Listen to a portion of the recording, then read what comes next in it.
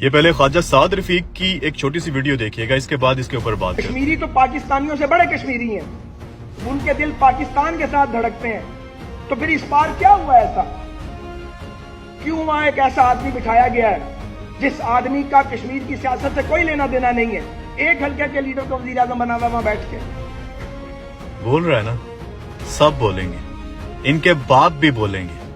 آپ سے کہا تھا نا، یہ ہر چیز کو مینج کر سکتے ہیں، یہ عوام کو مینج نہیں کر سکتے۔ آج بھی یہ سوشل میڈیا سے کیوں ڈر رہے ہیں؟ کون بیٹھا سوشل میڈیا کے پیچھے؟ کہ آپ جیسے میرے جیسے عام شہری بیٹھے ہوں جو ان سے سوال کرتے ہیں، جو آواز بلند کرتے ہیں۔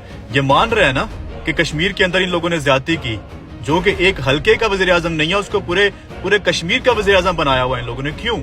کیوں عوام کے خلاف جاتے ہیں؟ یہ تو کہتے ہیں کشمیر ہماری شاہ رگ ہے، یہ تو کہتے ہیں کشمیر کے ہم ساتھ کھڑے ہیں، تو کشمیر کے لوگوں کے خلاف تم کیوں کھڑے ہو؟ تم نے کشمیر کے لوگوں کی مرضی کے بغیر ان کے اوپر اپنا پپٹ کیوں بٹھایا ہوا ہے؟ یہی کام تم لوگوں نے پاکستان میں کیا ہوا ہے۔ 8 فروری کو جب اسی قوم نے جمہوری ملک ہے نا، جمہوریت کا مطلب کیا ہوتا ہے؟ یہ جتنے سو کال محب وطن ذرا پاس آ جائیں، کانوں کو کھڑکیاں کھول کے میری بات سنیں۔ بڑا آپ کہتے ہو کہ ہم محب وطن ہے، جمہوریت ہے، کیا مطلب ہے جمہوریت کا؟ جمہوریت کا مطلب ہی یہ ہوتا ہے کہ عوام اپنی مرضی سے اپنا نمائندہ الیکٹ کرتی ہے، عوام اپنی مرضی سے اپنا پرائم منسٹر الیکٹ کرتی ہے۔ یہ جس طرح تم لوگوں نے کشمیر میں کیا ہوا ہے، یہ جس طرح سے تم لوگوں نے پاکستان میں کیا ہوا ہے، اسے جمہوریت نہیں کہتے۔ 8 فروری کو یہاں پہ عوام نے نکل کے ایک خاموش انقلاب برپا کیا تھا، پوری کی پوری قوم نے خان کو ووٹ دیا تھا۔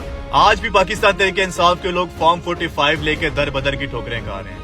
وہ عثمان ڈار کی ماں ریحانہ ڈار سیالکوٹ سے جس نے خواجہ آصف کو ہرایا تھا، وہ آج بھی وہ دتھا اٹھا کے فارم 45 کا کبھی کسی عدالت میں جاتی ہے، کبھی کسی کے پاس جاری ہوتی ہے۔ کیوں؟ وہ بتا رہی ہے کہ عوام نے کس کو ووٹ ڈالا ہے، لیکن کوئی اہمیت نہیں دے رہا عوام کو، کوئی عوام کو امپورٹنس نہیں دے رہا، کیونکہ یہاں پہ کوئی جمہوریت نہیں ہے۔ اور تمہارے جیسے جو سو کالڈ محب وطن ہیں، جو آ کے کہتے ہیں کہ ساڈے تو بڑا محب وطن ہے کوئی نہیں، اور ہم لوگ ملک دشمن ہیں، ہم لوگ غدار ہیں، تمہاری آنکھیں کیوں نہیں کھلتی وہاں پہ؟ تمہیں نظر کیوں نہیں آتا کہ تمہاری عوام کے ووٹوں کے اوپر ڈاکہ ڈالا گیا ہے؟ کدھر ہے تمہاری جمہوریت؟ کدھر ہے تمہاری محب وطنی؟ سب بولیں گے۔ آج یہ خواجہ سعد رفیق بول رہے ہیں، کل خواجہ آصف بھی بولے گا، پرسوں ان کے بڑے بھی بولیں گے، یہ سب کے سب بولیں گے، کیونکہ یہ جانتے ہیں کہ یہ سارے کا سارا سسٹم مل کے بھی ان کو اس قوم کے قہر سے بچا نہیں سکتا۔